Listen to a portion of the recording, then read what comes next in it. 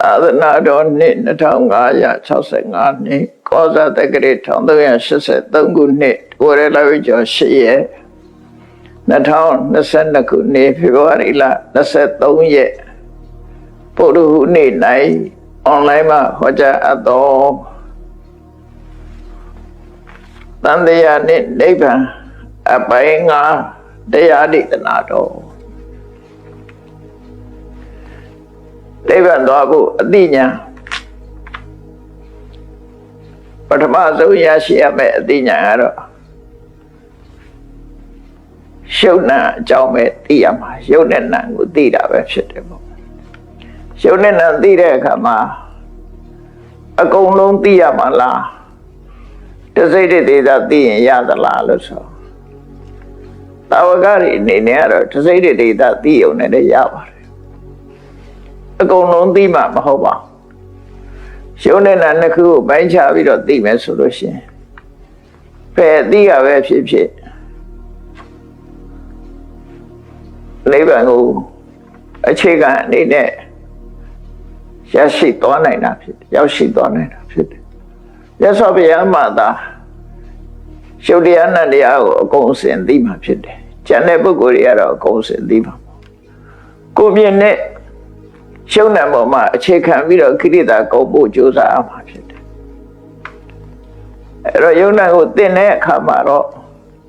သုတ္တမယနဲ့သင်မဲ့ဆိုလို့ရှိရင်ရုပ်ရှိသမျှနာမ်ရှိသမျှစာပေအနေနဲ့တော့သင်ယူကြရမှာပေါ့သင်ယူထားပြီးတော့လက်တွေ့ကိုယ်တိုင်ရှာတွေ့ဖို့ဆိုတာကြတော့တွေ့ကိုယ်ရဲ့ကိစ္စတော့မဟုတ်ဘူးအကုန်လုံးရှုနိုင်ဖို့ဆိုတာကြတော့ခက်ခဲတယ်ပေါ့နော်ခက်ခဲတယ်ဒါကြောင့်ကိန္တုကောပမတုတ်ဆိုတာဒါနဲ့ပတ်သက်ပြီးဟောတာပဲပေါက်ပင်ဟာယာတိဥရုလိုက်ပြောင်းနေတာရှိတယ်အရွက်တွေနဲ့အရွက်ဖားဖားနဲ့လှပနေတဲ့အချိန်ရှိသလိုအပွင့်ရဲရဲနဲ့လှပနေတဲ့အချိန်နဲ့ရှိတယ်အရွက်တွေကျိုးပြီးတော့ကျွေပြီးတော့ရိုးကြောက်ကြီးလို့ဖြစ်နေတဲ့ချိန်နဲ့ရှိတယ်အဲ့ဒါသူ့ချိန်ခါနဲ့သူပေါက်ပင်ကိုညွှန်တဲ့လူကအရွယ်ကျွေတဲ့အချိန်ပေါက်ပင်မြင်တဲ့လူကပေါက်ပင်ဆိုတော့ရိုးရကြီးပါအရွယ်မရှိပွင့်မရှိအပင်ကြောက်ကြီးနဲ့တူပါတယ်လို့ပြောရင်မှားသလားဆိုမမှားဘူးမှန်သလားဆိုအကုန်လုံးတော့မမှန်ဘူးဒါပေမဲ့သူမြင်တဲ့အမြင်အမှားတယ်လို့ပြောလို့မရဘူးတစိမ့်တည်းသားပဲမြင်တယ်လို့ပြောဒါကပေါက်ပင်ဆိုတာအပွင့်နေတည်ရဲနဲ့ပွင့်နေတဲ့အပင်ကြီးပါအပွင့်တဲ့အချိန်မြင်တဲ့ပုဂ္ဂိုလ်ကပေါက်ပင်ကိုညွှန်ပြတဲ့အခါမှာအပွင့်နေရဲနေတဲ့အချိန်ကိုကြည့်ပြီးညွှန်ပြရင်သူပြောတာရောမှန်သလားလို့ဆိုမှားသလားဆိုရင်မမှားဘူးမှန်သလားလို့ဆိုအပြည့်စုံတော့မမှန်ဘူးဘာလို့အပြည့်စုံမမှန်တာတော့ဆိုရင်မပွင့်တဲ့အချိန်ကလည်းရှိသေးတာအဲကြောင့်အပြည့်စုံတော့မမှန်ဘူးတစိမ့်တဲ့ဒေတာအဖြစ်မှန်တယ်အဲလိုပေါက်ပင်နဲ့ပတ်သက်ပြီးတော့အမျိုးစုံညွှန်ပြတယ်လို့ပဲပထဝီဓာတ်ကိုရှုပြီးတော့ဓာတ်ကြီးလေးပါးကိုရှုပြီးတော့တရားဥရသွားတဲ့ပုဂ္ဂိုလ်လည်းရှိတာဓာတုကမ္မထာနဲ့အိမ်မယ်ကိုယ်တန်ရတစ်ခုကိုရှုပြီးတော့တရားဥတရားမြတ်ရသွားကြတယ်အကုန်လုံးရှုနိုင်မှတရားဥရမယ်ဆိုတာတော့မဟုတ်ဘူးပေါ့ဒါကိုခြေခံသိရင်ကျန်တာတွေလည်းထိုနည်း၎င်းလို့ဆိုပြီးတော့စဉ်းစားဖို့လိုတယ်ပေါ့ကိုယ်တဏ္ဍာမှာရှိတဲ့ယုတ်တိနန္ဒီမြင်ကျန်တဲ့ယုတ်တိနန္ဒီကလည်းထိုနည်း၎င်းပဲအနုမန္တဉာဏ်နဲ့ပစ္စကဉာဏ်ဆိုတာနှစ်ခုရှိတယ်ပစ္စကဉာဏ်ဆိုတာကိုယ်တိုင်သိတာကိုယ်တွေ့သိတယ်ပစ္စကဉာဏ်အနုမဉာဏ်ဆိုတာကိုယ်တွေ့သိတာတော့မဟုတ်ဘူးမှန်းဆပြီးတော့သိတာပြောမယ်ဆိုရင်တချမ်းပဲအသိပေါ့ဆိုပါစို့အကြောင်းနဲ့အကျိုးရှိတဲ့တည်းမဲ့အကြောင်းကိုသာသိတယ်အကျိုးမသိဘူးအကြောင်းတစ်ချမ်းကိုပဲသိတယ်အကျိုးတစ်ချမ်းကိုမသိဘူး အကျိုးတစ်ချမ်းကိုပဲသိတယ်အကြောင်းတစ်ချမ်းကိုမသိတိုက်ရိုက်သိတာကတစ်ခုမှန်းဆကြည့်တာကတစ်ခုနှစ်ခုရှိအနုမနာညာဆိုပိဿကညာဆိုနှစ်ခုစလုံးကိုသိတာအကြောင်းလည်းသိတယ်အကျိုးလည်းသိတယ်ဥပမာဆိုတော့တောင်ရဲဟိုဘက်ကမိခိုးတွေထွက်နေတယ်အပေါ်တက်လာတဲ့မိခိုးတွေကိုကြည့်ပြီးတော့ဟိုဘက်မှာမီးလောင်နေတယ်သူမီးမြင်ရသလားဆိုမမြင်ရဘူးသူဗာမြင်ပြီးတော့ပြောတာတော့ဆိုမီးရဲ့အကျိုးဆက်ဖြစ်တဲ့မီးခိုးကိုကြည့်ပြီးတော့ပြောတာမီးခိုးကမီးရဲ့အကျိုးမီးကအကြောင်းမီးရှိလို့မီးခိုးဖြစ်တာအဲ့တော့မီးခိုးမြင်ပြီးတော့ဟိုဘက်မှာမီးလောင်နေတယ်လို့သူပြောတဲ့စကားဟာသူတိုက်ရိုက်မြင်တာကမီးကိုမမြင်ဘူးဒါပေမဲ့မီးလောင်နေတယ်လို့သူပြောတယ်မှန်သလားဆိုတော့တခုကတိုက်ရိုက်မြင်ပြီးတော့ပြောတာအကျိုးတော့တိုက်ရိုက်မြင်တယ်အကြောင်းမမြင်ဘူးဒါပေမဲ့သူပြောတာလဲမှန်အမှားဘူးမှန်တယ်ပိဿကဉာဏ်ဤအနုပါဒဉာဏ်ဆိုတာအဲ့ဒါလို့ပြောတာလက်ရှိဖြစ်ပေါ်နေတဲ့အကြောင်းတစ်ခုကိုကြည့်ပြီးဖြစ်ပေါ်လာမဲ့အကျိုးဆက်ကိုပြောတာအကြောင်းကိုကြည့်ပြီးတော့အကျိုးကိုဖော်ထုတ်တယ်အကျိုးကိုကြည့်ပြီးတော့အကြောင်းကိုဖော်ထုတ်တယ်ဆိုတဲ့ကာရဏနုမာနဖလာနုမာနအင်္ဂလိပ်လိုတော့အနုမာနကို inference လို့ပြန် inference ညာလို့အကြောင်းတစ်ချမ်းပဲသိတယ်အကျိုးမသိဘူးအကျိုးတစ်ချမ်းပဲသိတယ်အကြောင်းမသိဘူးသို့တော့အကြောင်းကနေပြီးတော့အကျိုးကိုထောက်ဆသိတယ်အကျိုးကြည့်ပြီးတော့အကြောင်းကိုထောက်ဆသိတယ်အဲ့ဒါလည်းပဲမှန်ကန်တဲ့ဟာပဲအဲ့တော့ပိဿကဉာဏ်နဲ့အနုမာနဉာဏ်ဆိုတာဒီနှစ်ခုဟာဝိပဿနာဉာဏ်မှာလည်းပဲပိဿကဉာဏ်နဲ့အနုမာနဉာဏ်တို့နှစ်ခုပြောနိုင်တာပေါ့ဖရာယန္တာကြတော့အလုံးကပိဿကဉာဏ်နဲ့ပဲဖရာကြတော့ပိဿကဉာဏ်နဲ့ပဲသိသွားတယ်ယန္တာတွေတောင်အကုန်မသိဘူးတော့အဲ့လိုဆိုရမှာဖြစ်တယ်ပေါ့ဒါကြောင့်မို့ကမ္မထန်တွေကမျိုးစုံရှိတယ်ပေါ့တက်ကိုရှုပြီးတော့အတုပရှုပြီးတော့မရဏတတိရှုပြီးတော့ကိုယ်တရားကမ္မထန်တစ်ခုကိုရှုပြီးတော့နိဗ္ဗာန်ကိုရောက်သွားကြတဲ့ပုဂ္ဂိုလ်တွေရှိတယ်အကုန်လုံးသိတာတော့မဟုတ်ဘူးပေါ့သို့တော့သင်ယူခြင်းအဖြစ်ရှုပ်အကြောင်းနာအကြောင်းနာမရူပပရိက္ခရှုပ်ဆိုတာပါရိနာဆိုတာပါရိသင်ယူလိုက်တဲ့အခါရုပ်အကြောင်းနာအကြောင်းသိတယ်သိထားတဲ့ယုံနာတွေကိုကိုယ်ခန္ဓာကိုယ်ထဲမှာတွေ့အောင်ရှာကြည့်တယ်အထိုင်လျောက်တွေ့တယ်ဆိုလို့ရှိရင်နာမရူပပရိစ္ဆေရဉာဏ်လို့ခေါ်တဲ့ထိဋ္ဌိဝိသုဒ္ဓိဆိုတာဒီအဆင့်တော့ရောက်သွားတယ်လို့ပြောနိုင်တယ်ပေါ့နော်ဒီအဆင့်ရသွားပြီဒါနိဗ္ဗာန်သွားဖို့ပထမဆုံးခြေလှမ်းတစ်ခုပဲပထမဆုံးအဆင့်တစ်ခုပဲကဲဒါဖြင့်ဒုတိယအဆင့်ကိုတက်မယ်ရှုံးနံကိုတော့သိပြီဘာသိဖို့လိုသေးတော့ဆိုရှုံးနံသိတာအကျိုးကိုသိတယ်လို့ဖြစ်တာဒီယုံနံဟာဘာကြောင့်ဖြစ်တယ်လဲဆိုတဲ့အကြောင်းတရားကိုသိဖို့လိုလာတယ်အဲ့ဒါကြောင့်ပြည့်စုံတဲ့အသိဖြစ်မှာဒီယုံနံနေဟာမိုးပေါ်ကြတယ်လားသူအကြောင်းပဲဖြစ်လာတာလားသို့မဟုတ်ထာဝရဘုရားသခင်ကဖန်ဆင်းလို့ဖြစ်လာတာလားသို့မဟုတ်ဆိုင်ရာအကြောင်းကြောင့်ဖြစ်လာတာလားလောကမှာအကြောင်းမရှိပဲဘာတစ်ခုမှမဖြစ်ဘူးယုံနံကိုတော့တွေ့ပြီယုံနံရဲ့အကြောင်းတရားကိုဆက်လက်ပြီးတော့ရှာဖွေဖို့လိုအပ်လာတယ်ပေါ့ကမ္မထာအထုတ်တဲ့ပုဂ္ဂိုလ်တွေဟာယုံနံတော့တွေ့ပြီအဲ့ဒီယုံနံရဲ့အကြောင်းကိုတွေ့ဖို့ဆက်လက်ပြီးတော့ရှာဖွေရမယ်စူးစမ်းရမယ်လေ့လာရမယ်လို့သူတို့ဆိုတယ်။ဘာနဲ့ဥပမာတူလို့ဆိုရင်ကျွမ်းကျင်လိမ္မာတဲ့သမားတော်ဟာလူတယောက်တဏ္ဍမှာဖြစ်နေတဲ့ယောဂကိုတော့တွေ့ဒါမို့ဒီယောဂဘာကြောင့်ဖြစ်တယ်လဲဆိုတော့ cause ကိုရှာရအောင်မယ် cause ရှာပဲနဲ့ကုလို့မရဘူး ယောဂကိုတော့တွေ့တယ်ယောဂဖြစ်ကြောင်းကိုရှာမတွေ့သေးဘူးဆိုရင်ကုလို့မရဒီယောဂဘာကြောင့်ဖြစ်တယ်ဆိုတဲ့အကြောင်းတရားကိုရှာရမယ်အကြောင်းကိုဖယ်ရှားနိုင်မှအကျိုးတရားဆိုတာငြိမ်းသွားမှာဖြစ်တယ်ဒါကြောင့်မို့ကျွမ်းကျင်တဲ့သမားတော်ဟာယောဂဖြစ်ခြင်းအကြောင်းကိုရှာရတယ်လို့ပဲရှုပ်တရားတန်တရားကိုပိုင်းခြားသိထားတဲ့ယထာဝိရတသနာဉာဏ်တေတိဝိသုဒ္ဓိနဲ့ပြည့်စုံတဲ့ယောဂီပုဂ္ဂိုလ်ဟာကိုတွေ့ထားတဲ့ယုတ်တိနန်းလေးဟာဘာကြောင့်ဖြစ်တာလဲဆိုတဲ့အကြောင်းကိုစာဖို့လို့လာတယ်ရှာရမယ်တဲ့ဒါရှာတဲ့အလုပ်ဟာဒုတိယအဆင့်တက်လာတဲ့အလုပ်ပဲ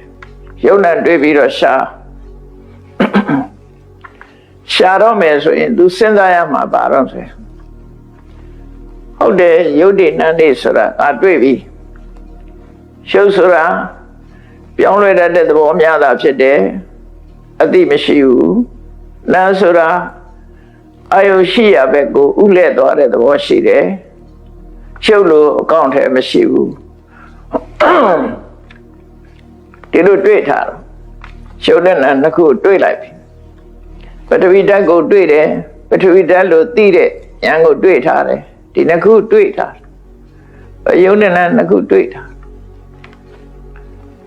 ပြီးတော့ဒီယုံနာဟာဘာကြောင့်ဖြစ်တာလဲစဉ်းစားလိုက်တဲ့အခါမှာအဖြေထုတ်ရမှာသူကပါတော့စေဒီယုံနာဟာအကြောင်းမရှိဘဲနဲ့ဖြစ်လာတာလားအဟိတုက causeless view ဆိုတာအဟိတုကဝါဒအကြောင်းမရှိဘူးသူဖြစ်ခြင်းလို့ဖြစ်တာ accidental မိစ္ဆာအယူဝါဒတွေထဲမှာအဒိဋ္ဌသမုပ္ပန္နဝါဒဆိုတာရှိတယ်အကြောင်းတရားကြောင့်ဖြစ်တာမဟုတ်ဘူးသူဖြစ်ခြင်းလို့ဖြစ်လာတာဆိုတဲ့အယူဝါဒရှိတယ်အဟိတုကဝါဒဆိုတာလည်းရှိတယ်အကြောင်းမရှိဘဲနဲ့ဒီယုံနာဖြစ်လာတယ်လို့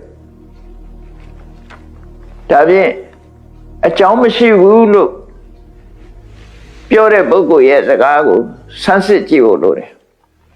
အကယ်၍ယုံနဲ့နာဟာအကြောင်းမရှိဘူးအကြောင်းမရှိပဲဖြစ်နေတယ်ဆိုရင်ဘယ်နေရာမှာမဆိုလဲဖြစ်ရမယ်နေရာမရွေးဖြစ်နေရမယ်အကြောင်းမရှိပဲဖြစ်တာဟုတ်တော့အကြောင်းမျှော်လင့်စရာမရှိဘူးတော့နေရာတကာမှာလည်းဖြစ်ရမယ်အခါခတ်သိမ်းအချိန်မရွေးလည်းဖြစ်ရမယ်အားလုံးမှာလည်းဖြစ်ရမယ်စဉ်းစားလိုက်တဲ့အခါ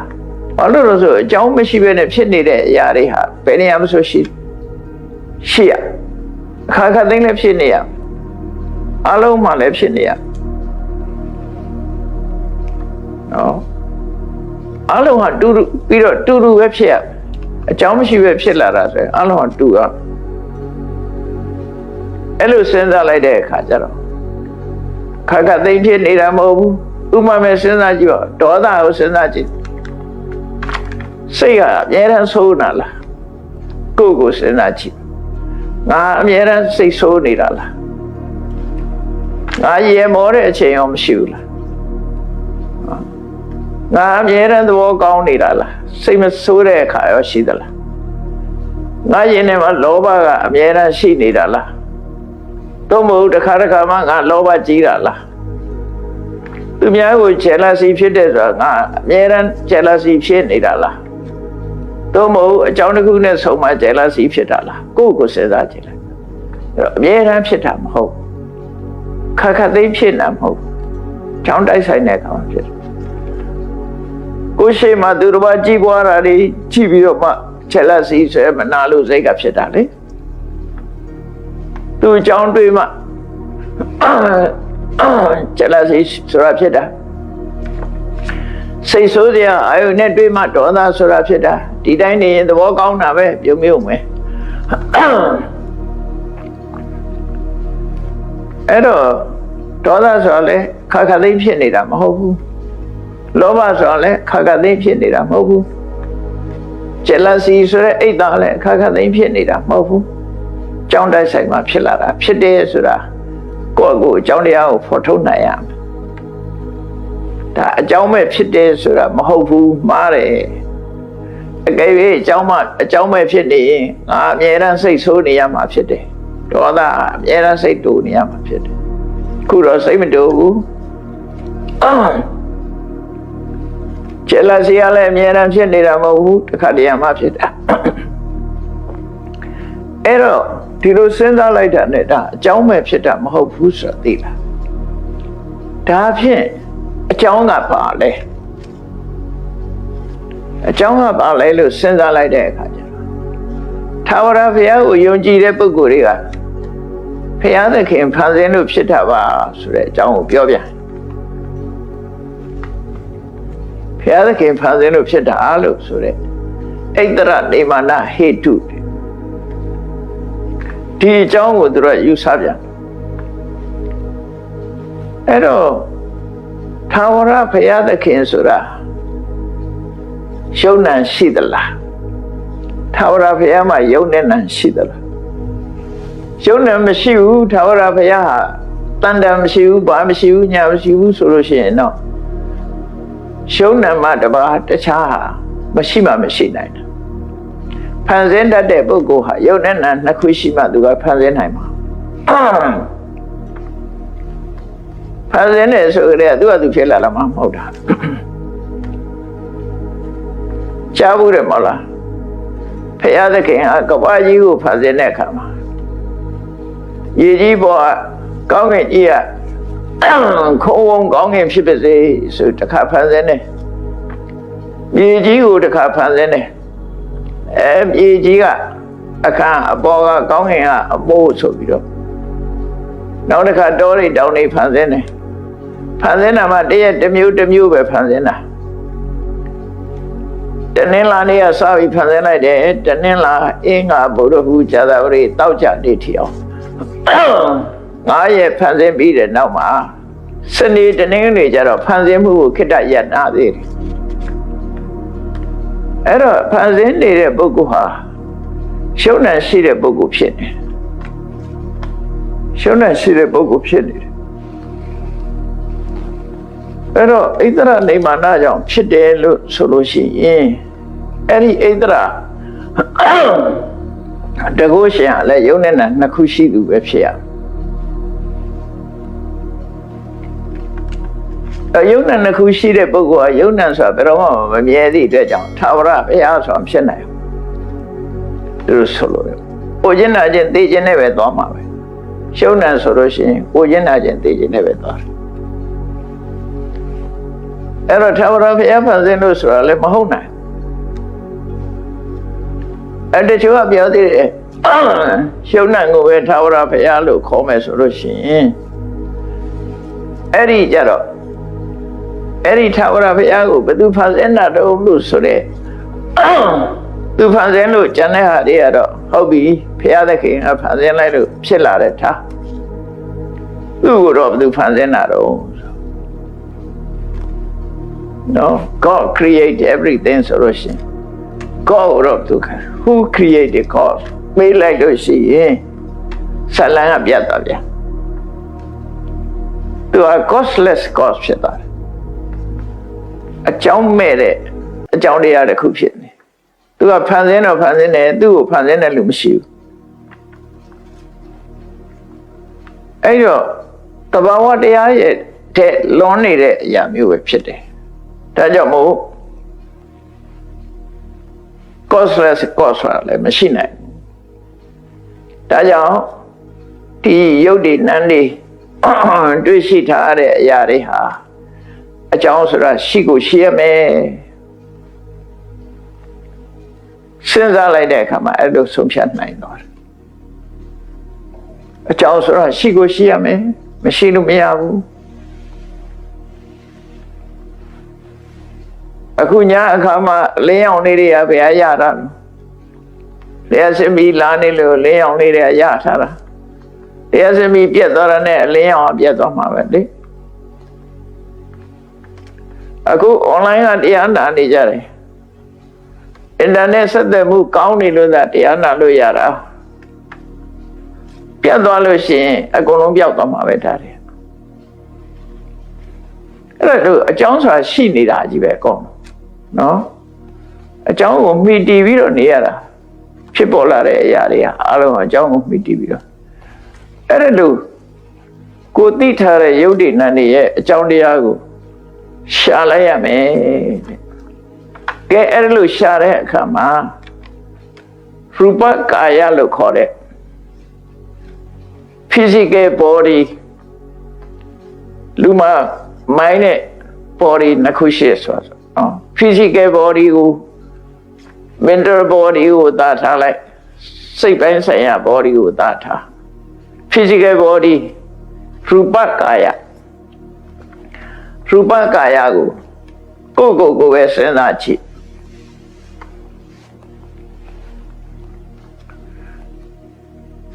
ကိုယ့်ရဲ့ခန္ဓာကိုယ်ကြီးပြန်စဉ်းစားကြည့်လိုက်လူခန္ဓာကိုယ်ကြီးကိုပြန်စဉ်းစားကြည့်လိုက်ဘယ်မှာဖြစ်လာတာတော့မိခင်ရဲ့ဝမ်းထဲမှာကလလရေးချီတဲပြီးတော့8 လ 9 လနေပြီးတဲ့အခါမှာမိခင်ဝမ်းကဖွာလာကြတာကြီးပဲအကုန်နော်ဘိုးချရွှေကိုတွေကလွှဲရင်ပေါ့လေအဲ့တော့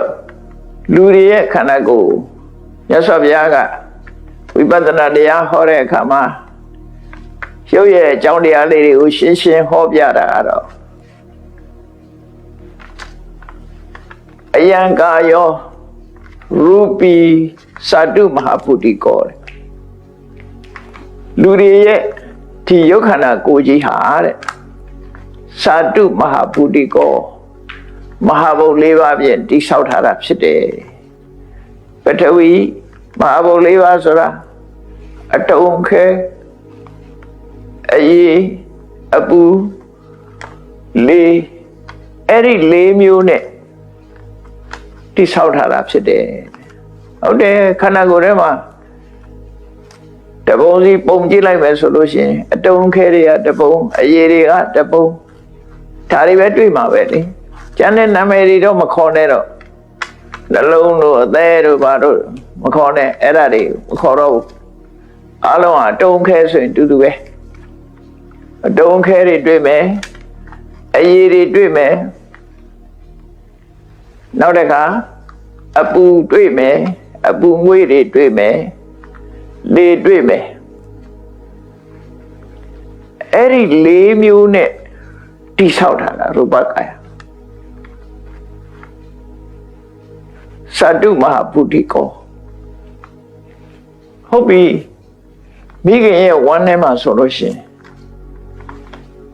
မိဘရဲ့သွေးသားမာတာပိဋိကတံဘောတဲ့မိဘရဲ့သွေးသားကိုမှီပြီးတော့ဖြစ်တယ်ဒါရုပ်ခန္ဓာကိုယ်ကြီးကို physical body ဖြစ်လာပုံကိုပြောတာနော်မာတာပိဋိကတံဘော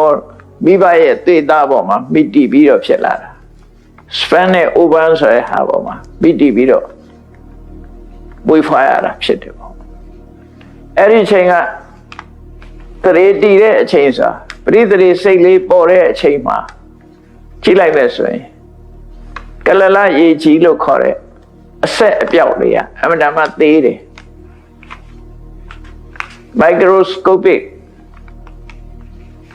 microscope နဲ့ထောက်မှမြင်နိုင်တယ်ကြည့်မှမြင်နိုင်တဲ့ white သေးလေးပေါ့နော်အဆက်ကလေးသေးလေးအဖျားလေးမှာခြေပေါက်ကလေးတွဲနေတဲ့ခြေပေါက်ကလေးလို့ဒါတော့ကြီးသေးတယ်လို့ပြောတယ်အဖျားလေးမှာတီးနေတဲ့ခြေပေါက်ကလေးလို့ဟာမျိုးအသေးလေးကစလာတယ်အဲ့ဒီအသေးလေးထဲမှာဝိညာဏလို့ခေါ်တဲ့ပရိသေစိတ်လေးပေါ်လာတယ်ပရိသေစိတ်လေးဖြစ်လာတယ်အဲ့ဒီပရိသေစိတ်လေးကမျိုးစေ့ပဲ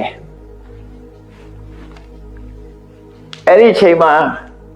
တခြားမာကန်ဆိုတာဘာမှမရှိဘူးပရိသေစိတ်ကလေးဟာမျိုးစေ့အနေနဲ့ရောက်လာတယ်ဘယ်ကိုရောက်လာတာတော့ဆိုကံဆိုတဲ့လေမြေပေါ်ရောက်တာကမ္မံခိတံဝိညာဏံဖိစံလို့မြတ်စွာဘုရားဟောတယ်အဲ့ဒီချိန်မှာကံတရားပဲရှိတယ်ဘာမှမရှိဘူး ံပေါ်မှာအခြေခံပြီးဝိညာဉ်မျိုးစိတ်တွေကြာလာတယ်အဲ့ဒီဝိညာဉ်မျိုးစိတ်တွေကမှနာယုတ်ဆိုတာတွေပေါက်ဖွာလာတာဝိညာဉ်ကိုယ်တိုင်ကလည်းနာမပဲဒါပေမဲ့လို့သူကပရိသေစိတ်ကလေးတစ်ခုပဲသူကနေပေါက်ဖွာလာတဲ့အခြားနံတရားတွေသူနဲ့ရှင်တွဲပြီးတော့ဖြစ်လာတဲ့သူရောက်လာတဲ့အခါမှာဖြစ်ပေါ်လာတဲ့ကမ္မဇယုတ်တွေပရိစ္ဆေသမုပ္ပါဒ်ကျတော့ဝိညာဏပစ္စယနာမရူပံလို့ဒီလိုခေါ်တာပရိသေစိတ်လေးပေါ်လိုက်တာနဲ့တပြိုင်နက်နာပရိသေစိတ်နဲ့ရှင်တွဲလာတဲ့စေတသိက်ဆိုတဲ့နံတရားတွေကမ္မဇယုတ်ဆိုတဲ့ယုတ်တရားတွေဒါတွေကအရင်ပေါ်တာအဲ့ဒီအချိန်မှာတော့စိတ်ကြောင့်ဖြစ်တဲ့ယုတ်ဆိုတာမပေါ်သေးဘူးကမ္မဇယုတ်ပဲရှိသေးတယ်ပရိသေရဲ့ဥပခဏမှာဒီယုတ်တစ်မျိုးတည်းပဲရှိတယ်အဲ့ဒါကြောင့်မို့မြတ်စွာဘုရားကမ္မံခိတံဝိညာဏံဖိစံလို့ခေါ်တာအဲ့ဒီမဲ့ဒီကံမျိုးဝိညာဉ်မျိုးစိတ်လေးကနာယုတ်ဆိုတဲ့အမြင့်တွေအကိုင်းတွေထွက်ဖို့ရတဲ့ဘယ်သူကပံ့ပိုးနာတော့ဆိုတဏှတဏိဟောတွေ့တော်မူဆိုတဲ့တဏှာကအစေးတက်ပဲသို့မဟုတ်ရေးပဲဒါသိပင်ရဲ့သဘာဝကိုပြောမယ်ဆိုလို့ရှိရင်မြေကြီးရှိတယ်ရေရှိတယ်မျိုးစေ့ရှိတယ်ဒါမှအပင်ပေါက်တယ်လေအဲ့ဒါကြောင့်ဘောဝတုတ်တံမှာမြတ်စွာဘုရားဟောတာကမ္မံခိတံဝိညာဏံပိစံတဏှတဏိဟောကံသည်မြေလွှာဝိညာဉ်သည်မျိုးစေ့တဏှာသည်ရေဓာတ်ပေါင်းစပ်လိုက်တဲ့အခါကျတော့ဘဝရှင်သန်လာတယ်ပေါ်လာတယ်အဲ့တော့ယုတ်တရားတွေကအဲ့တိုင်းဖြစ်လာမာတာပိဋိကတံဘောမိဘရဲ့သွေးသားပေါ်မှာမိပြီးတော့သူဖြစ်လာအဲ့ဒီအချိန်တော့အလွန်သေးတဲ့အချိန်လေးကနေပြီးတဖြည်းဖြည်းမှကြီးထွားလာတယ်မိခင်ရဲ့ဝမ်းထဲမှာတဖြည်းဖြည်းကြီးထွားလာတယ် embryology လို့ခေါ်တဲ့သိပ္ပံဆရာတွေဆေးပညာရက်ကရေးထားတယ်တပတ်ပြီးတပတ်ပြောင်းလဲမှုတွေနဲ့နောက်ဆုံးမှ fetus ဆိုတဲ့တရေသားအဆင့်ရောက်လာတုံခဲတွေဖြစ်ပြီးတရေသားအဆင့်ရောက်လာပြီတဖြည်းဖြည်းမှရှုပ်တရားပေါ်လာလိုက်နန်းနေပေါ်လာလိုက်နဲ့ဒီလိုလာခဲ့တာနောက်ဆုံးမွေးဖွားတဲ့အချိန်ရောက်တဲ့အခါမှာလည်းသေးသေးလေးပဲမွေးတာအဲ့ဒီလူရဲ့ခန္ဓာကိုယ်မှာရှိတဲ့ယုတ်တရားတွေဟာအမတန်မှစိတ်ပြည့်စရာကောင်းလောက်အောင်နန်းစောနေတဲ့မိခင်ဝမ်းထဲမှာသူကနှာခေါင်းကသာအသက်တော်သေးတယ်ကိုဗစ်လို့အနမ်းမရလို့တော်သေးတာပေါ့အဲ့ဒီအချိန်မှာသူအနမ်းရနေမယ်ဆိုနေနိုင်မှာမဟုတ်ဘူးလေမိခင်ရဲ့ဝမ်းထဲမှာကိုဗစ်ဖြစ်မှအနမ်းမရတာမဟုတ်ဘူးပရိသေနေတော့လည်းအနမ်းမရခဲ့ပါဘူးအနမ်းမရလို့သာနေနိုင်တာပေါ့မစင်အိုးကြီးထဲမှာဖြစ်ရတဲ့လောက်ကောင်လို့ပဲပြောရမယ်ဆိုရင်မစင်အိုးကြီးထဲမှာဖြစ်ရတဲ့လောက်ကောင်လို့ပဲတကယ်နန်းစောနေတာနန်းစောရဆိုဘယ်တော့မှလည်းဆေးကြောတာမှမရှိတာလေအဲ့ဒီထဲမှာဖြစ်လာပြီးတော့ fetus ဆင့်ရောက်ပြီးတော့နောက်ဆုံးမှာအင်္ဂါစုံကြီးလာပြီဆိုတဲ့အခါမွေးဖွားခြင်းရောက်တော့ပြင်ရောက်လာမာတာပိဋိကတံဘောအပြင်ရောက်လာတော့လေသေးသေးလေးပဲရှိသေးတယ်အခုတမတ်တာဘယ်နှပေါင်းလို့ပါတော့ပေါ့နော်ရှိမှာပေါ့အဲ့သေးသေးလေးကနေပြီးတော့တခါတဖြည်းဖြည်းဘယ်လိုကြီးလာတော့ဆိုဩဒနာကုမတုပစယောတဲ့ဩဒနာဆိုတာဆန်းကုမတာဆိုတာဂျုံဆန်းစားဂျုံစားပြီးတော့ဒီလိုဆိုလို့တယ်ပေါ့နော်ဆိုလိုတာကတော့အစာစားပြီးတော့ကြီးလာကြတယ်ဩရဏကုမတုပစေယောဒါယုတ်တရားဖြစ်ပေါ်လာပုံကိုfetus ကိုလေးလာရေးဖြစ်စေပုရသပေကိုလေးလာရေးဖြစ်စေယုတ်တရားတွေကတည်တိုင်လာတာမြတ်စွာဘုရားလွန်ခဲ့တဲ့နှစ်ပေါင်း2600ကလေးကပထမကလလဟောတိကလလာဟောတိအဘုဒ္ဓ အဘုဒ္ဓဇာတိပိတိနိဗ္ဗတတိခနောခဏပဒါခာဇာယန္တိကေသာလောမနခပိစာဆိုပြီးလူရဲ့ဘဝဖြစ်စဉ်အင်ဘရီယိုလိုဂျီကိုမြတ်စွာဘုရားဟောတာဟောခဏခိသိပ္ပံကမှဒါကိုဖော်ထုတ်နိုင်တာမဟုတ်ဘူးအော်စရာတန်ယုတ်တနိကာယမှာယက္ခတန်ယုတ်ဆိုပါတယ်အဲ့ဒီယက္ခတန်ယုတ်ပါဠိတော်မှာအိန္ဒကဆိုတဲ့ဘလူးကဒီအတ္တဆိုတာမရှိဘူးဆိုရင်ဒီယုတ်ခန္ဓာကိုရက်ဘယ်လိုရောက်လာတာတုံးလို့မြတ်စွာဘုရားကိုမေးလို့မြတ်စွာဘုရားဒီလိုရောက်လာတာမဟုတ်ဘူးပြီးရင်ဝမ်းထဲမှာကြီးထွားလာတာဆိုတာကိုပြောပြတဲ့အနေနဲ့ဒီတရားကိုဟောတာဟောပထမကလလဟောတိပထမဆုံးအရေးကြီးအစဉ်လေးရှေးကြီးကနေပြီးတော့ပထမကလလဟောတိအဘုဒ္ဓအမြုပ်ကလေးဖြစ်လာတယ်အဘုဒ္ဓဇာတိပေတိဆိုတာဂေယုတိကိုထောင်းပြီးတော့ဂေယုတိအနှစ်ရေလေးကိုအချောင်းလှမ်းလိုက်တဲ့အခါမှာတွေ့ရတဲ့ဟာမျိုးလေးပေတိတာတဲ့လို့ဟာခဏပေတိနိဗ္ဗတတိကနောအဲ့ဒါလေးကနေနောက်ပြီးတော့ခဏဆိုတုံခဲလေးဖြစ်လာတယ်ခဏပဒါခာဇာယန္တိခဏဆိုတဲ့ဖိတတ်အတုံခဲလေးဖြစ်လာတဲ့အခါကျတော့ပဒါခာဆိုတာအခက်၅မျိုးပထမတော့လုံးလေးကျဲဥလို့တုံးလို့နေမှာပေါ့နောက်ကြလို့ရှင်ခေါင်းပေါက်မဲ့နေရာကဘူးတစ်ခုလက်နှစ်ဖက်နေရာကဘူးတစ်ခုခြေထောက်နှစ်ဖက်နေရာကဘူးတစ်ခုဆိုဘူး၅ခုထွက်လာအဲ့ဒါကိုအကိုင်း၅ကိုင်းထွက်လာတယ်သိပင်လိုပဲဘာမှမထုတ်လူတွေနော်အကိုင်း၅ကိုင်းအခက်၅ကဲထွက်လာခဏပဒါခာဇာယန္တိတဲ့အဲ့ဒီမာတုံးကနေပြီးတော့အဲ့ဒါတွေဖြစ်လာတယ်ပြီးတဲ့အခါကျတော့တိုးတက်ဖွံ့ဖြိုးလာတဲ့အခါကျတော့ကေသာလောမနခပိစာတဲ့စပယ်နေပါတွေပေါက်လာတယ်စာပေထဲမှာရသော်ဗျာအခုလို့ခေါ်တာတယ်ဒါပေမဲ့ဗုဒ္ဓစာပေပါဠိစာပေမှာတတ္တဟဘလောက်မှဖြစ်တယ်ဆိုတာဆိုထားတာရှိသေးတယ်ဘယ်နှပတ်ဆိုတာဆိုထားတာဖီတက်အဲ့ဒီဟိုတဲ့ embryology ကျမ်းနေနဲ့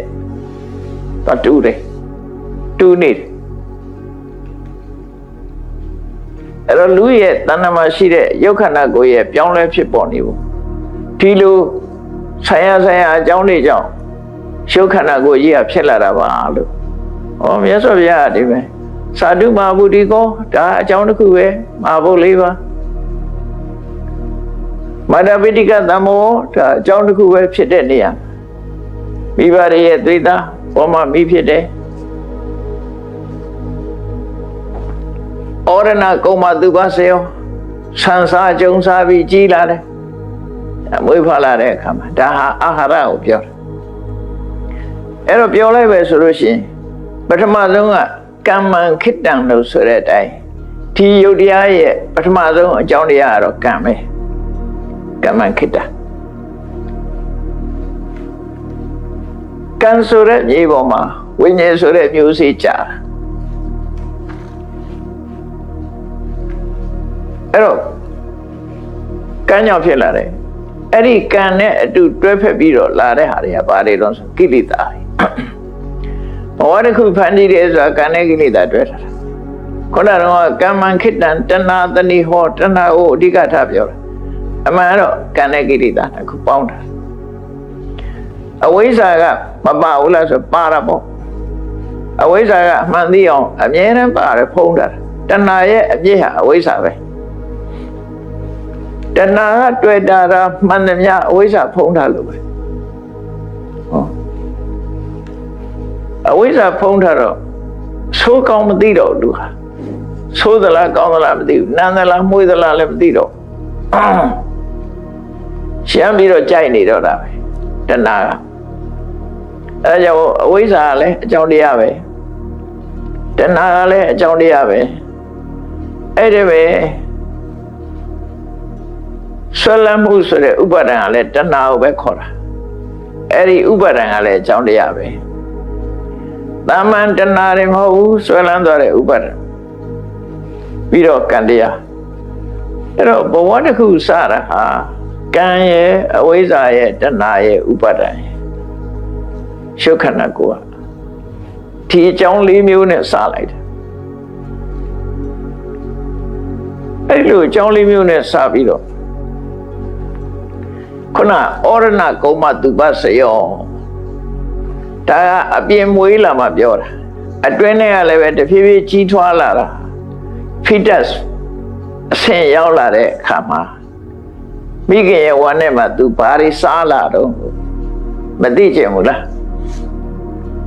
ဘိုက်ထဲတော့ငါတို့ဘာတွေစားလဲလူခန္ဓာကိုယ်လေးဖြစ်လာရင်တဖြည်းဖြည်းကြီးထွားလာတာသူစားလို့ကြီးထွားလာတာလေဘိုက်ထဲမှာလည်းစားတယ်ဘာစားတော့ဆိုအမေစားတဲ့အစားအစာတွေချက်ကျိုးကနေပြီးတော့ဒီကလေးစီရောက်နော်မိခင်စားတဲ့အစားအစာတွေချက်ကျိုးကနေပြီးတော့မိခင်ဝမ်းထဲမှာရှိတဲ့ကလေးတွေမှာတက်ရောက်လာကျိုးတက်ရောက်လာအဲ့ဒါကြောင့်မလို့ကိုယ်ဝန်ဆောင်တဲ့မိခင်တွေဟာအစတွေမစားရဘူးအေးလုံးနဲ့မစားရဘူးပူလုံးနဲ့မစားရဘူးဆိုပြီးတော့ဒီလိုဓာမြစ်ချက်တွေထားတာအဲ့ဒီအကြောင်းကြောင့်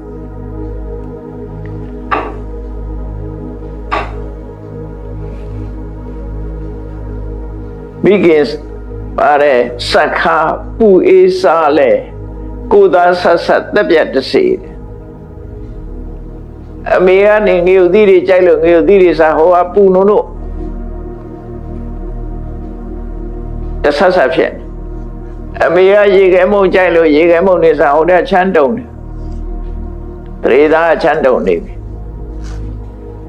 အခါစားရင်လည်းဟိုမှာခံရတယ်အပူစားလည်းခံရတယ်အေးစားလည်းခံရတယ်အစားစားလည်း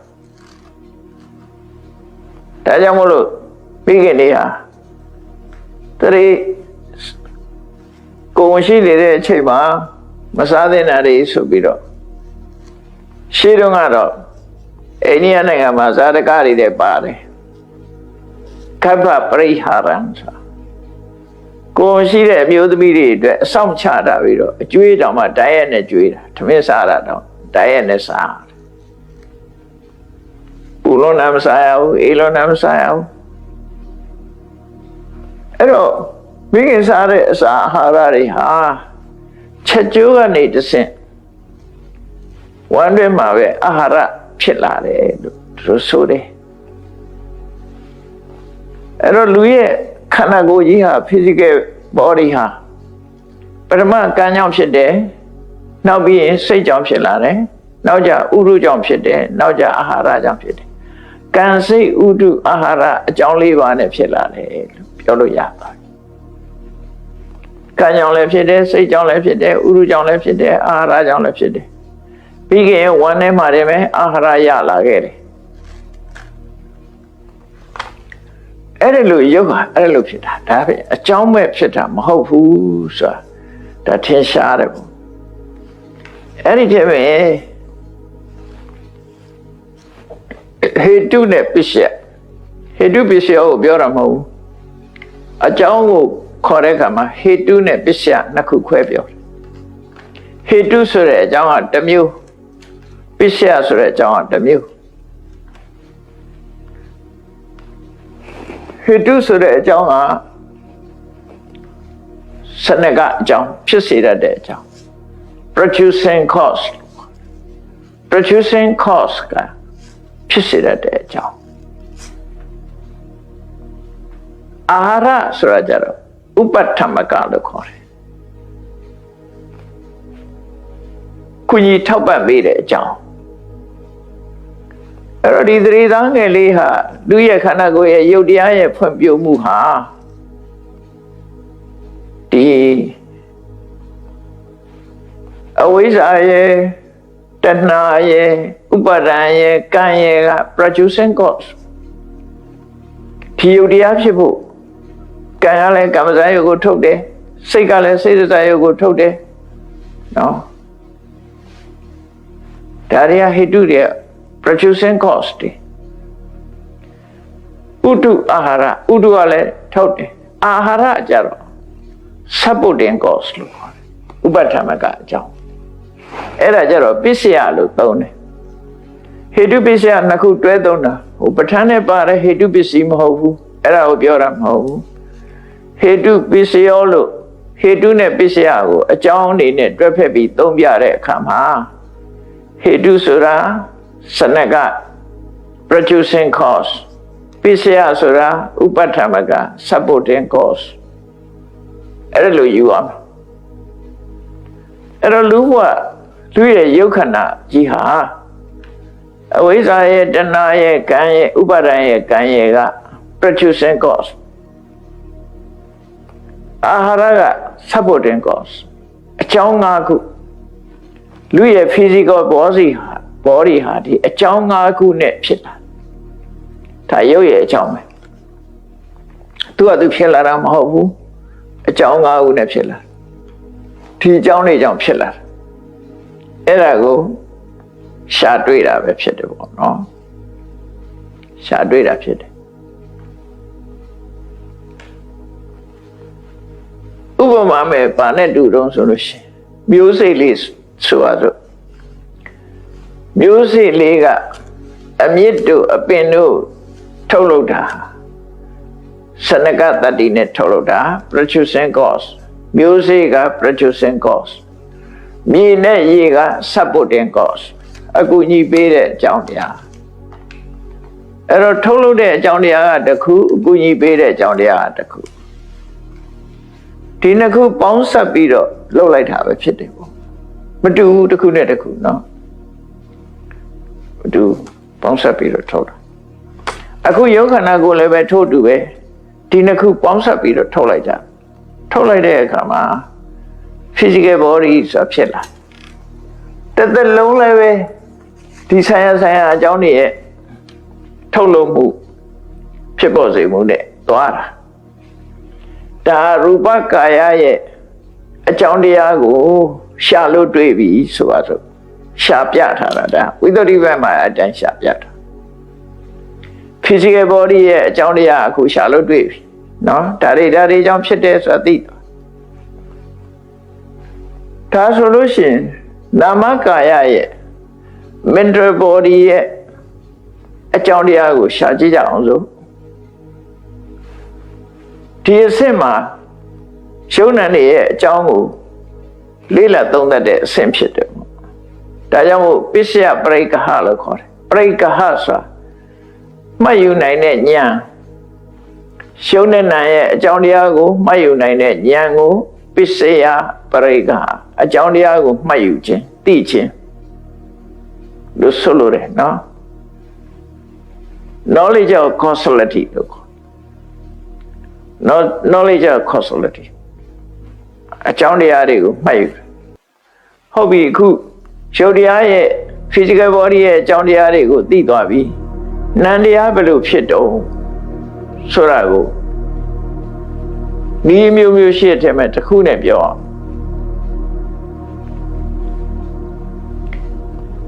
လူဖြစ်လာတဲ့အခါမှာနံတရားတွေဖြစ်လာပုံကိုကြည့်မျက်စိပါလို့မျက်စိနှလုံးဖွင့်လိုက်တာနဲ့တပြိုင်နက်မြင်စရာအာယုံကမျက်စိကိုလာတိုက်တယ်မျက်စိကလည်းယုတ်တရားမြင်စရာအာယုံကလည်းယုတ်တရားမျက်စိကမြင်ရတဲ့အဆင့်အာယုံကလည်းယုတ်တရားအဲ့ဒီနှစ်ခုစုံလိုက်တဲ့အခါကျတော့မြင်သိစိတ်ဆိုတဲ့နံတရားပေါ်လာတာငါးမရှိဘူးမျက်စိမိတ်ထားလို့ရှိရင်မရှိဘူးမြင်သိစိတ်ဖြစ်ဘူးမျက်စိဖွင့်လိုက်မှမြင်သိစိတ်ပေါ်လာတယ်ထို့တူပဲနားနဲ့အသံဆုံတဲ့အခါမှာကြားသိစိတ်နှာခေါင်းနဲ့အနံ့ဆုံမှနံသိစိတ်လျှာနဲ့ရတာဆုံတဲ့အခါလျှာသိစိတ်ခန္ဓာကိုယ်နဲ့ထိတွေ့နဲ့ဆုံတဲ့အခါထိသိစိတ် စိတ်နဲ့အာယုံနဲ့ဆုံတဲ့အခါကျတော့တွေးသိစိတ်ဆိုတစ်ခါပေါ်လာပြန်အဲ့တော့ကြည့်လိုက်မယ်ဆိုလို့ရှိရင်ဒီနန္တရားတွေဖြစ်ပေါ်လာပုံကအဲ့ဒါလို့အကြောင်းတရားနဲ့သက်ဆိုင်ပြီးတော့ဖြစ်လာအဲ့တော့နန္တရားဖြစ်ဖို့ရအတွက်ကအကြောင်းကနှစ်ခုရှိတယ်ဘာလို့ဆိုရင်ဝတ္ထုနဲ့အာယုံမျက်စိဆိုတာဝတ္ထုအစင်းဆိုတာအာယုံဒီစိတ်ကလေးဟာဝတ္ထုဆိုတဲ့အဓိပ္ပာယ်ကဗမာပြည်မှာတော့ဝတ္ထုနဲ့ခေါ်တာကတော့အပြော့ဖတ်ဖို့စာရေးဆရာတွေရေးထားတဲ့အကြောင်းအရာဝတ္ထုလို့ခေါ်နေကြတာနော်ဝတ္ထုလို့ခေါ်တယ်ဒီနေရာပြောတဲ့ဝတ္ထုဆိုတာအဲ့ဒါမဟုတ်ဘူးစိတ်ရဲ့မိယာလို့ဆိုလို့တယ်အဲ့ဒီအသုံးလေးတွေကလည်းပဲဝတ္ထုရေးဆရာဆိုတဲ့ဒီဝတ္ထုမဟုတ်ဘူးနော်အဲ့တော့ဝတ္ထုဆိုတာဘာကိုပြောတာလဲစိတ်ရဲ့ဖြစ်ပေါ်ရာဌာနကိုဝတ္ထုလို့ပြောတယ်တခါတည်းအဲ့ဒီဝတ္ထုကိုပဲဒွါရလို့လည်းသုံးတယ်စိတ်ရဲ့ဝိညာဉ်တကားပေါက်အာယုံရဲ့ဝိညာဉ်တကားပေါက်အနေနဲ့သုံးတယ်ဆိုပါစို့မျက်လုံးမြင်သိစိတ်ဟာမျက်လုံးကိုမှီပြီးတော့ဖြစ်သောကြောင့်မျက်လုံးရဲ့မြင်သိစိတ်ရဲ့မှီရဖြစ်လို့သူ့ကိုစက္ခုဝတ္ထုလို့လည်းခေါ်တယ်အာယုံရဲ့ဝိညာဉ်ရဖြစ်သောကြောင့်စက္ခုဒွါရအိုင်ဒိုလို့လည်းခေါ်တယ်နော်ဝတ္ထုနဲ့ဒွါရနဲ့အတူတယ်ဒီမှာအတူတူပဲလို့ပြောသို့သောမနောဒွါရကြတော့ဝတ္ထုကဟရိယဝတ္ထုဒွါရကြတော့မနောဖြစ်သွားတယ်နော်ဟရိယဝတ္ထုကဒွါရတော့မဖြစ်ဘူးဝတ္ထုပဲဖြစ်တယ်မျက်စိကတော့ဒွါရလို့လည်းခေါ်တယ်ဝတ္ထုလို့လည်းခေါ်တယ်ဟရိယဝတ္ထုကြတော့ဝတ္ထုလို့ပဲခေါ်တယ်ဒွါရမခေါ်ဘူးဒွါရကဘယ်သူခေါ်တာလဲဆိုပဝင်းစိတ်ကြတော့မှဒွါရခေါ်တယ်ဟရိယဝတ္ထုကမှီပြီးတော့ဖြစ်တဲ့ပဝင်းစိတ်မပါဘဲနဲ့ဒီဟရိယဝတ္ထုယုတ်ကတတ်တခြားစိတ်ဆိုတာဖြစ်နိုင်ခွင့်မရှိဘူးပဝင်းစိတ်ဆိုတာဆိုးဆော့မိုင်းပဲကံကပေးထားတဲ့ဆိုးဆော့မိုင်းဒါပြင်ပဝင်းစိတ်ကိုဘယ်လိုသိရမလို့ဆိုအိမ်မောကြနေတဲ့အခါမှာလူတွေကသိသွားတော့မှမဟုတ်တာအိပ်ပျော်နေတဲ့အချိန်မှာစိတ်မရှိဘူးလားရှိတယ်အမှန်တန်ညင်သာနေတဲ့စိတ်အိမ်မက်ရဘူးအဲ့ချိန်မှာအိမ်မက်ရင်သူ့ကြည့်မဟုတ်ဘူးတခြားစိတ်တွေပါတယ်ဘဝင်စိတ်နဲ့ဝီထီစိတ်နဲ့ရောထွေးတဲ့အခါမှာအိမ်မက်တာအိမ်မက်ပဲနဲ့အိတ်လို့ကောင်းလိုက်တာ2နာရီ3နာရီဘာမှမသိလိုက်ဘူးနဲ့အိပ်ပျော်သွားအိပ်ရနှိုးတဲ့အခါကျတော့ဟောနိုင်ဘောမလို့ကြာသွားတယ်ဆိုဖြစ်တယ်အဲ့ဒီလိုခါမျိုးဖြစ်တဲ့ဘဝင်စိတ်လို့ခေါ်တယ်ထင်ရှားအောင်ပြောရမယ်အဲ့ဒါဘဝင်စိတ်အဲ့ဒီဘဝင်စိတ်ကိုမိုင်းတို့လို့ခေါ်တယ်အဲ့ဒီမိုင်းတို့ကဘယ်မှာမှီဖြစ်တာတော့ဆိုဟရိယဝတ္ထုဟရိယယုတ်ကိုမှီဖြစ်တယ်ဒါကြောင့်ဟရိယကဝတ္ထုသာဖြစ်တယ်ဒွါရတော့မဖြစ်ဘူးစက္ခုလို့ကြတာအဲ့ဒါလို့မဟုတ်ဘူးနော်စက္ခုဝတ္ထုစက္ခုဒွါရသူ့ပဲခေါ်တယ်ဘာလို့လို့ဆိုအာယုန်နဲ့ဝင်တဲ့အခါဒီမျက်လုံးကပဲဝင်ရတာဖြစ်လို့အဲ့လိုခေါ်တယ်ဒီခေါ်လေးတော့သတိထားကြည့်လိုက်ဟုတ်ပြီမျက်စိဆိုတာဝတ္ထုသို့မဟုတ်ဒွါရမျက်စိမှာပေါ်ထင်လာတဲ့အဆင်းအာယုသည်အာယုအာရမဏအဲ့တော့စိတ်ကလေးဟာဝတ္ထုနဲ့အာယုနှစ်ခုဆုံလိုက်တဲ့အချိန်လေးမှာစိတ်ကလေးကဖြစ်ပေါ်လာတယ်ဘာနဲ့ဥပမာတူတော့ဆိုရင်စောင်းကလေးကိုလက်ကလေးနဲ့ပုတ်ပြီးတော့တီးလိုက်တယ်လို့ပဲလက်လေးနဲ့ဖိပြီးတော့တီးလိုက်တယ်လို့ပဲတီးလိုက်ရင်အသံထွက်လာတယ်လက်ရဲ့စောင်းကျိုးရဲ့နှစ်ခုပေါင်းလိုက်တဲ့အခါအသံထွက်လာတယ်စီနဲ့စီတီးတဲ့ထုံနဲ့ဆုံလိုက်တဲ့အခါစီသံထွက်လာတယ်လို့ပဲမျက်စိနဲ့အစင်းအာယုံဆုံလိုက်တဲ့အခါလေးမှာမြင်သိစိတ်ဆိုတာလေးပေါ်လာတယ်အဲ့တော့မြင်သိစိတ်ဆိုတာဘယ်သူကြောင့်ဖြစ်တာတော့ဆိုရင်မျက်စိနဲ့အစင်းအာယုံကြောင့်ဖြစ်တာမျက်စိနဲ့အစင်းအာယုံကိုပြီးပြီးတော့ဖြစ်တာအကယ်၍ဒီလူဟာမျက်စိပြတ်သွားတယ်သို့မဟုတ်မျက်စိမိတ်ထားရင်မဖြစ်ဘူးဒီတစ်ခုပေါင်းစုံတော့မှဖြစ်တယ်နားနဲ့အသံဆိုလည်းဒီတိုင်းပဲလေတ ပိုထင်ရှားတော့နားလေးနေတဲ့လူဆိုဘာပြောတော့မှမကြောက်တမ်းကြောက်ကိုဗစ်ဖြစ်တဲ့လူကလည်းအနမ်းမရဘူးနော်အဲ့တော့နှာခေါင်းနဲ့အနံ့လည်းဆုံးအောင်ပဲနန္ဒီစိတ်ဖြစ်တယ်လျှာနဲ့အရသာဒီနှစ်ခုဆုံးမှအရသာလျှာသည့်စိတ်ဖြစ်တယ်ခန္ဓာကိုယ်နဲ့အထိတွေ့နှစ်ခုဆုံးတဲ့အခါမှာ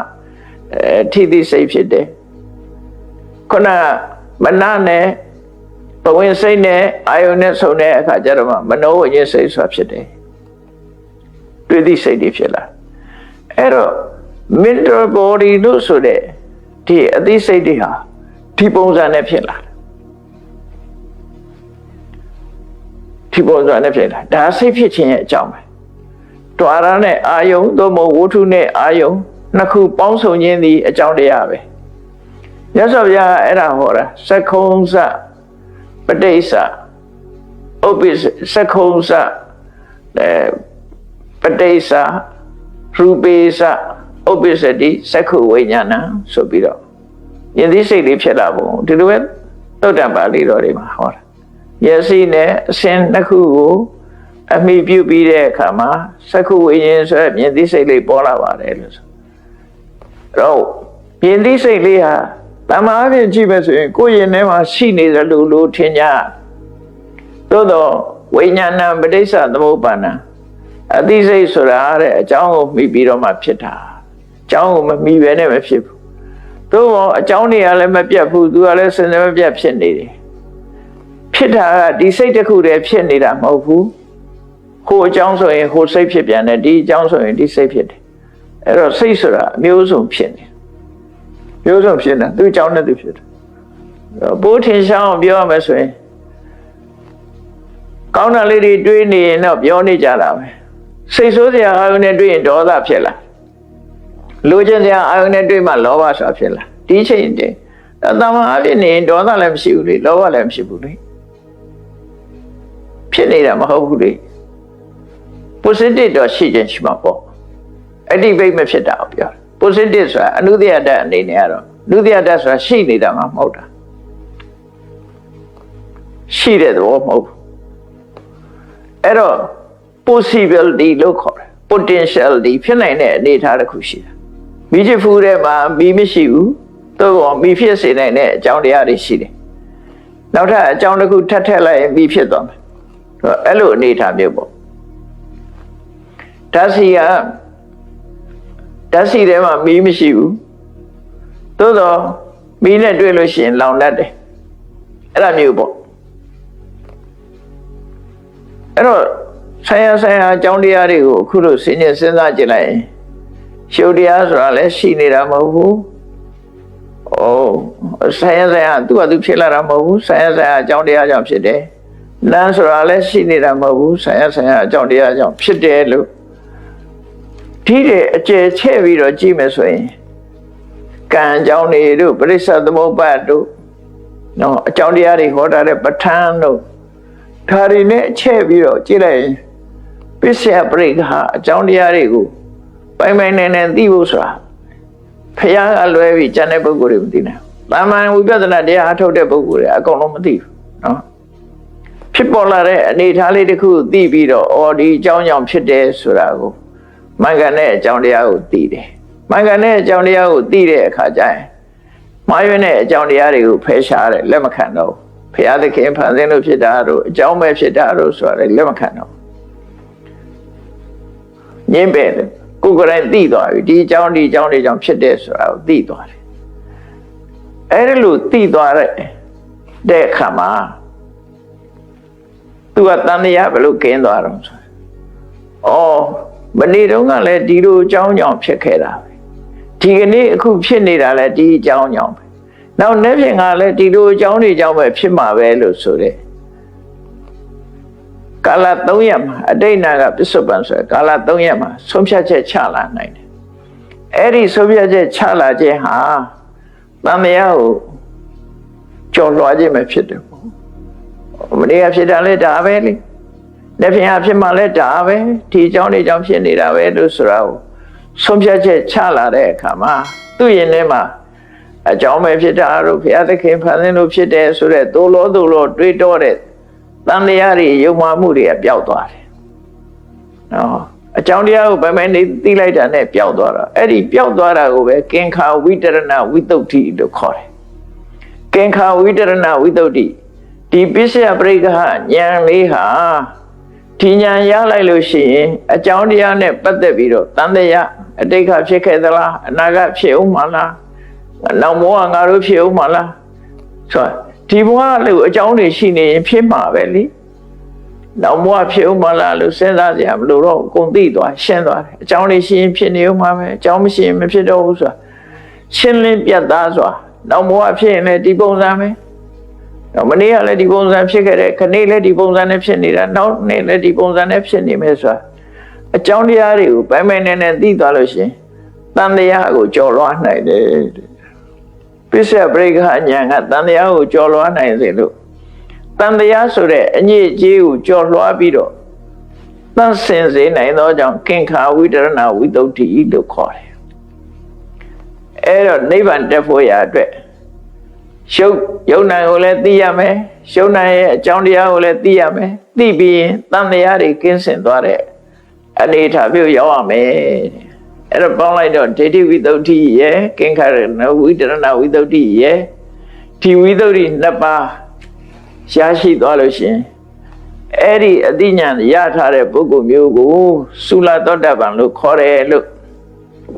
ဝိသုဒ္ဓိမှတ်မှာအဲ့လိုရေးထားတယ်ဒီအသိဉာဏ်ရသွားရင်တော့သောတပန်နဲ့သုလသောတပန်ဆိုတော့သောတပန်အငယ်လေးလို့ပြောတာတော့မဟုတ်ဘူးသောတပန်ဖြစ်တယ်လို့ပြောတာမဟုတ်ဘူးဒီအသိဉာဏ်ရသွားရင်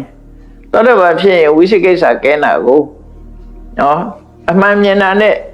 တန်တရားကဲနာကိုသောတပန်ဖြစ်တာအခုလည်းပဲဒိဋ္ဌိဝိသုဒ္ဓိနဲ့အမှန်မြင်သွားတယ်ကင်္ခာဝိတရဏဝိသုဒ္ဓိနဲ့တန်တရားကင်းသွားတယ်ဆိုသောတပန်နဲ့တူးနေဘူးလားဒီသဘောပြောတာနော်သုလသောတပန်ဆိုတာဒီသဘောပြောတာစာတိပိကိတ်သွားတောင်းမနေနဲ့ဒီသဘောကိုပြောတာသုလသောတပန်ဆိုတာဒီအမှန်မြင်ခြင်းနဲ့တန်တရားကင်းခြင်းဒီနှစ်ခုဟာသွားတူတယ်ပေါ့သို့တော့အပြီးတိုင်အမှန်မြင်တာလားအပြီးတိုင်တန်တရားကင်းတာလားဆိုမဟုတ်သေးဘူးသောတပန်ဖြစ်ပြီးမှတကယ်ကိုဒီလူကပြန်ပြီးတော့ဝေဝါးသွားနိုင်သေးတယ်နော်ခုချိန်မှာရှင်းရှင်းလင်းလင်းသိတော့လည်းပဲနောက်တစ်ချိန်ကြာလို့ရှိရင်ဝေဝါးသွားနိုင်သေးတယ်သူကခုချိန်မှာအသိဉာဏ်နဲ့အုပ်ထေးလိုက်လို့အမှန်မြင်ခြင်းဆိုတာဖြစ်ပေါ်လာပြီမဲ့နောက်တစ်ချိန်ကျတော့အမှားမြင်ခြင်းမြင်အောင်ပဲတန်တရားတွေလည်းဝင်လာအောင်ပဲအဲ့ဒါကြောင့်မို့သုလသောတပန်ငယ်စားလေးပါလို့ဒီအသိဉာဏ်လောက်ရသွားရင်ကိုပဲရသော်ရသာသနာတော်မှာတဲ့လက်ခံယုံကြည်နိုင်တဲ့အနေအထားဖြစ်လို့လက်ထပဋိထောယတ္တိနိုင်တဲ့အနေအထားမျိုးရှိတယ်နော်လက်ထတာတော့တတရာတွေရလာတယ်ကိုအားတက်လာတယ်အားကိုလာတယ်နော်အဲ့ဒီအနေအထားမျိုးရလာတယ်ဒါကြောင့်မို့ဒီအသိဉာဏ်ရအောင်ကြိုးစားအထောက်ကြမှာဖြစ်တယ်ဒီဉာဏ်နှစ်ခုရပြီဆိုတော့မှနိဗ္ဗာန်သွားဖို့ရအတွက်ဆက်ပြီးတော့အခက်ခဲတွေကိုကြော်လွှားကြရအောင်မှာဖြစ်တယ်တရားချက်ကင်သူတော်စင်ပြိဿပေါင်းတို့ကင်္ခာဝိတရဏဝိသုဒ္ဓိအဆင့်မှာအခုလိုအကြောင်းတရားတွေကိုရှာဖွေတွေ့ရှိပြီးအကြောင်းနဲ့အကျိုးကိုရှင်းရှင်းလင်းလင်းမြင်သွားပြီဆိုရင်တန်တရားကင်းစင်တဲ့အနေအထားမျိုးရောက်သွားတယ်ဒါကြောင့်မှနိဗ္ဗာန်သွားဖို့ရအတွက်ဖြောင်းတန်းမှာဖြစ်တယ်ဆိုတာကိုယ်စီမှတ်သားပြီးနိဗ္ဗာန်ခရီးကိုဆက်လက်ရှောင်လန်းနိုင်ကြပါစေကုန်သတည်းသာဓုသာဓုသာဓုရှိသက်ချရာရှင်ဖေယဘုရားတပည့်တော်တို့သည်ဓမ္မအသိဉာဏ်ရရှိမှသာလင်နိဗ္ဗာန်ချမ်းသာကိုမျက်မှောက်ပြုနိုင်ပါသောကြောင့်ဓမ္မအသိဉာဏ်ရရှိစေရန်ရှိသံကြလျက်ဓမ္မသဘင်ရှင်ကျင်း ပါ သေခြင်းပါ ပြုလုပ်ကြ ပြုလုပ်ကြ ၍အပဒဒါန သမထဒါနာ သမဒါန မဒါနာ တရားအလူတော်ကို တရားလူတော်ကို ပေးလူကြပါကုန်၏ ဝိလူကြပါကုန်၏ တရားတော်မြတ်ကို တရားတော်မြတ်ကို ယုတိလေးမြတ်စွာ ယုတိမြတ်စွာ မမတ်သာသာ သမသာသာ အာယုထားလျက် အာယုထားရ နာကြားကြပါကုန်၏ အာရကြပါကုန်၏ တရားတော်မြတ်ကိုတတ္တဗဝတ္ထု အာရပါဝိတု အစွတ်တို့ဖြင့် သုသုတော်ဖြင့် ပူဇော်ကြပါကုန် ပူ ၏ ဇော်ကြပါကုန်၏ ယနေ့ယခု တတိယခု အာထုပ်ပြုလုပ်ကြရသော အာသုပြုလုပ်ကြရသော ဒီကောင်းမှုသည် ဒီကောင်းမှုသည် နိဗ္ဗာန်ချမ်းသာ နိဗ္ဗာန်ချမ်းသာ ၏ ၏ အကြောင်းထောက်ပံ့ ကြောင်းတော်ပံ ဖြစ်ပါစေတည်း ဖြစ်ပါစေတည်း ဒီကောင်းမှု ဒီ ၏ ကောင်းမှု၏ အဖို့ဘာကကို သောဘာကကို အမိအဖာ အမိယပါ အဖို့ဖွာ ဘုရားဘာ ဆရာသမားမှစ ဆရာသမားမဆာ ၍ ၍ ဝါသူကဝါသာ ဘာလူကဝါသာ လူနတ်မြမ လူရကြမ ဘတ်တော်အများတို့အား တတ္တဝါများတို့ဟာ အမြအမြ အမြအမြ ဝေငှပါကုန် ဝေ ၏ ငါပါကုန် ကု ၏ သိုလ်အမြ ကုသိုလ်အများ ကိုယ်စီရကြကုန်သည်ဖြစ် ကိုယ်ရာကြကုန်သည်ဖြစ် ၍ကိုယ်စိတ်နှဖျား ကိုယ်စိတ်နှပြ ချမ်းသာကြသည် ချမ်းသာကြသည် ဖြစ်ကြပါစေကုန်သတည်း ဖြစ်ကြပါစေကုန်သတည်းအာလုံးသာသာမြာအမြအမြအမြဒီလိုမူကြပါကုန်သောသာဓုသာ